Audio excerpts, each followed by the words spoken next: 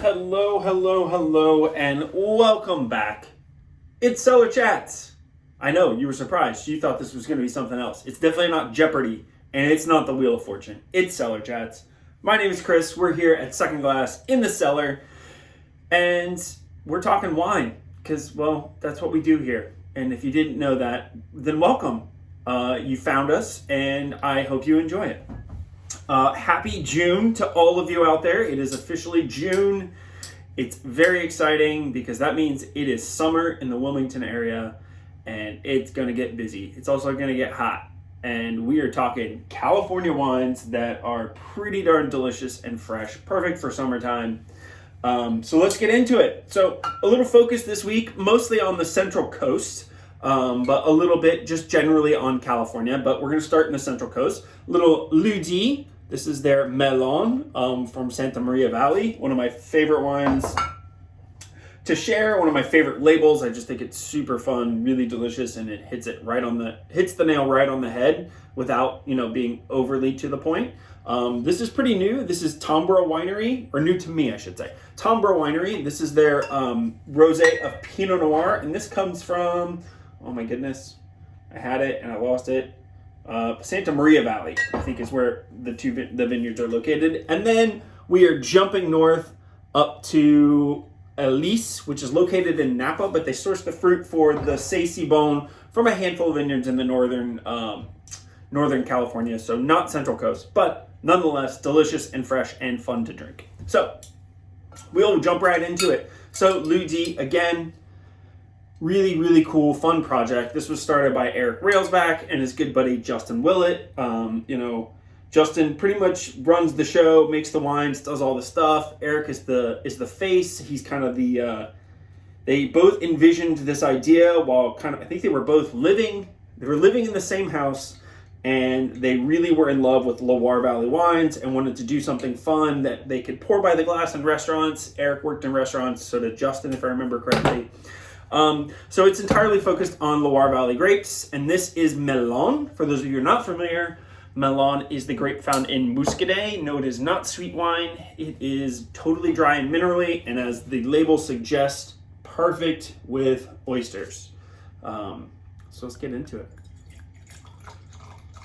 And if you are new to the Carolina coast, oysters are a real thing here. They are delicious. You need to be a part of it. Whether they're cooked, raw, however you want to have them, they're delicious, they're sustainable, and it supports the local economy, which I'm a huge fan of. And if you are from here, you clearly know that, and you already knew all the things I just said. So let's jump into it.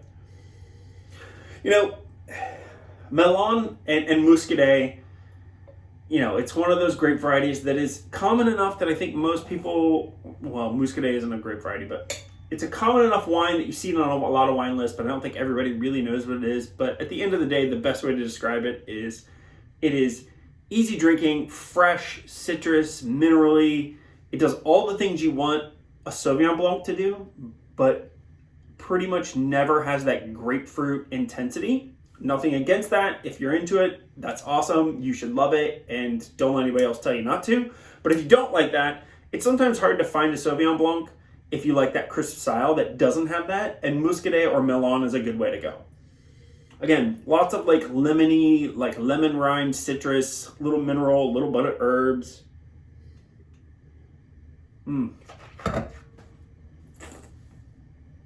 Oh yeah. Super well balanced, great texture.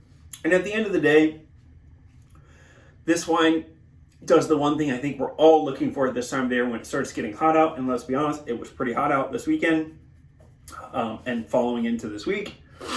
It's refreshing, it's fairly low alcohol, and it's affordable. It goes with a lot of food, or it goes just fine by itself. So regardless of how you feel or if you're familiar with it, I highly suggest at least trying it. Obviously come out for the flight so you can have the whole flight, but get yourself some Muscadet and get yourself a bottle of Melon if you're unfamiliar, because I think you'd be in a good place, especially if you like light, fresh, crisp wines.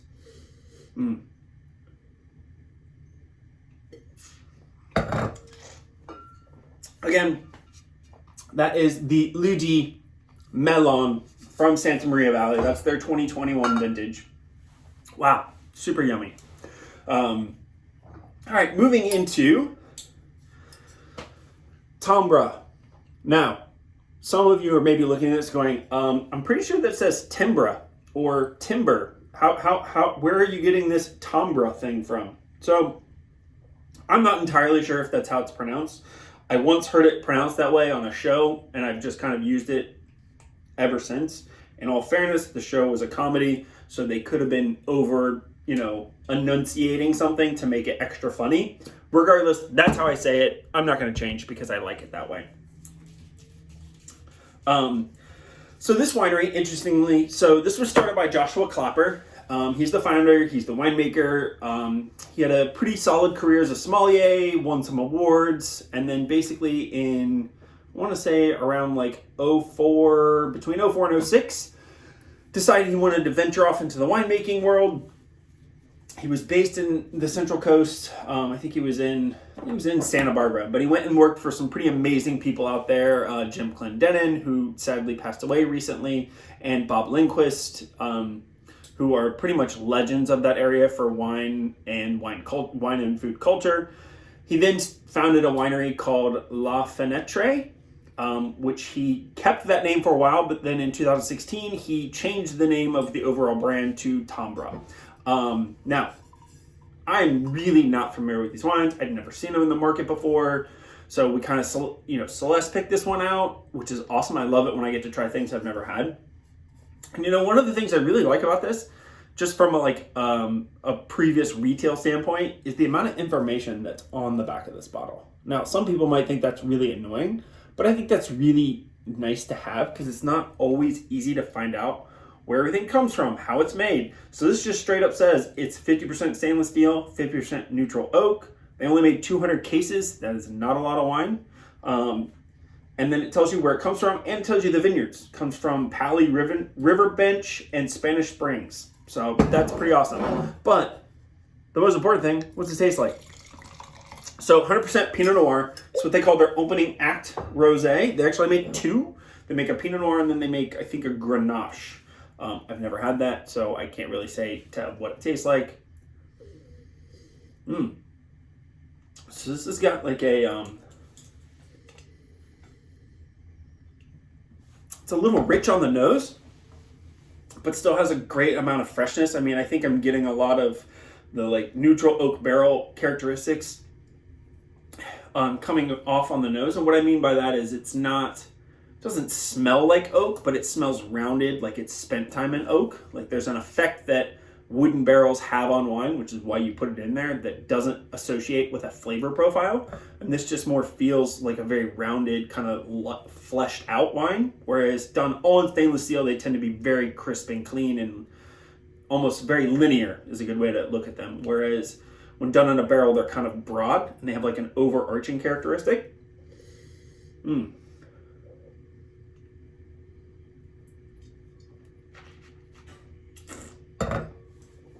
Wow, that's really pretty on the nose. Lots of floral characteristics that are kind of almost like candied floral. So if you were to have I don't know, you go to a fancy restaurant and you get a dessert that's some kind of citrus or fruit infused with lilacs or flowers of some sort. So you have this sweet, fruity characteristic that has this kind of underlying floral thing going on. And that's what this kind of tastes like. It's not sweet by any means. I know I said sweet fruit, but it's not sweet on the palate, but the fruit feels very ripe and beautiful. I mean, this is California after all. A lot of ripeness, a lot of sunshine. That's really pretty. Beautiful color. I mean, that's that classic salmon color that people look for. It's a little on the orange tinge side, but I don't think that's neither good or bad. It's indifferent. Yeah, that's really pretty. I'm a big fan. Again, very first time I've ever had this. And for those of you who are going, okay, what does Tombra mean? What is that? Or Timbre or Tambar or however you want to pronounce it. Has it right on the back of the label, and I'll read it because putting that up against the screen just seems really silly.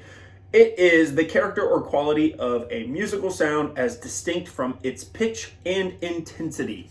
So basically, it's the different fluctuations of musical sounds and why, on the website they explain why songs sound different when sung by different people, and why wines produced from same vineyards by different winemakers always turn out differently. Even if they do exactly the same thing in theory, they don't always taste the same, which is so true. And I like that. It's kind of a fun little play.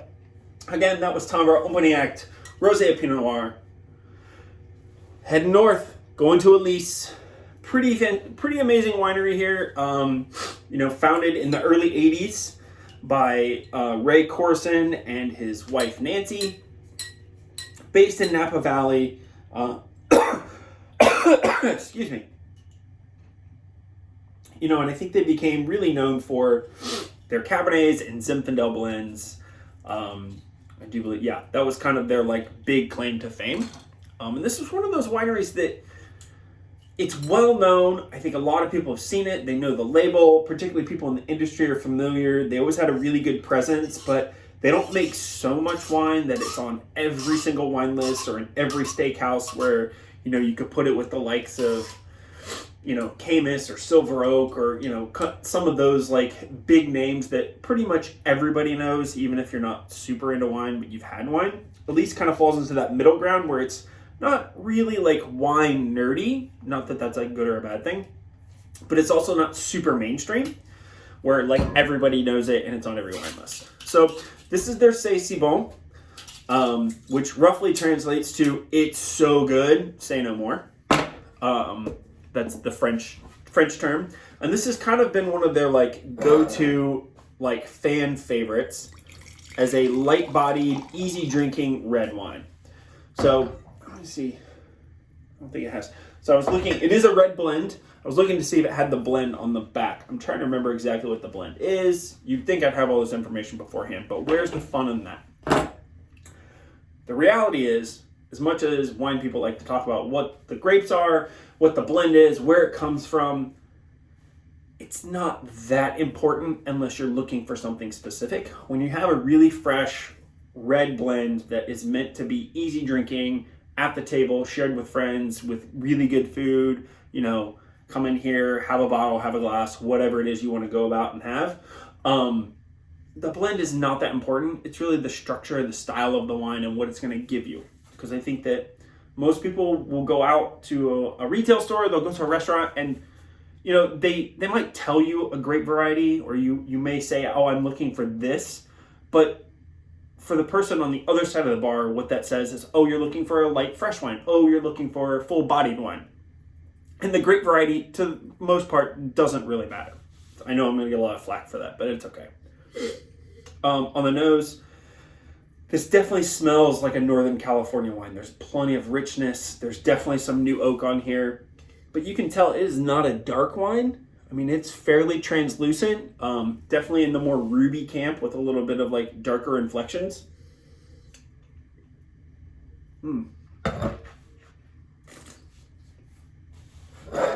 Yeah. This reminds me a lot of Napa Pinot Noir. And that is not a bad thing. Oftentimes I find in Napa, when you find Pinot Noir, which is not that common, it's a little too hot in Napa for Pinot Noir, but you do get some on the hillsides. You get Pinot that is kind of treated like Cabernet, where it's put in a decent amount of new oak, not 100%, but a decent amount, so it fleshes it out, it gets some roundness, you get that vanilla kind of toasted baking spice characteristic. There is a textural richness across the palate, but at the same time, it feels very light and fresh, and there's good acidity, which is one of the things Pinot Noir is very good at doing, which is having a fleshy, kind of full flavored characteristics on the nose or on the palate, but while maintaining its sense of elegance. And that's what this wine does. It is perfect for summertime. I would love this with a little bit of a chill on it. We're looking for the alcohol content, which should be right here, but it's not. I'm going to guess probably 13.9, 14.2. So not necessarily a super heavy wine, but not a super light wine. But this could go perfect with just about anything. Low tannins, again, good acidity, freshness. For people who really love red blends, but it's 90 degrees outside and you don't really feel like drinking Cabernet, this is the wine to go with. My guess is it's probably Carignan, some Zinfandel. There might be some Pinot Noir in here, a little bit of Grenache.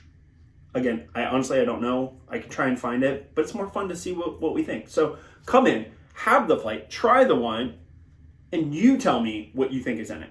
Because that's way more fun than me telling you what's already in it.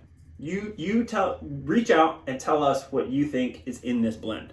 Because at the end of the day, it's delicious, and I'd like to hear what you have to say. All right, that's very good. I like that. Quick roundup. Again, all California this week. Kind of a focus on the Central Coast with one caveat coming from Northern California. Starting out, Lieu Dit Melon, hyper fresh, salty, crisp, delicious. I mean, I don't know what else to tell you. Just grab some and enjoy it. Tombra, their opening act, Rosé of Pinot Noir 2021. Again, fleshy, beautiful ripe fruits, good texture, fun to drink. What else do you need from Rosé? And ending on Elyse, C'est Si Bon, their really lovely, lighter bodied red blend. Thank you guys for tuning in.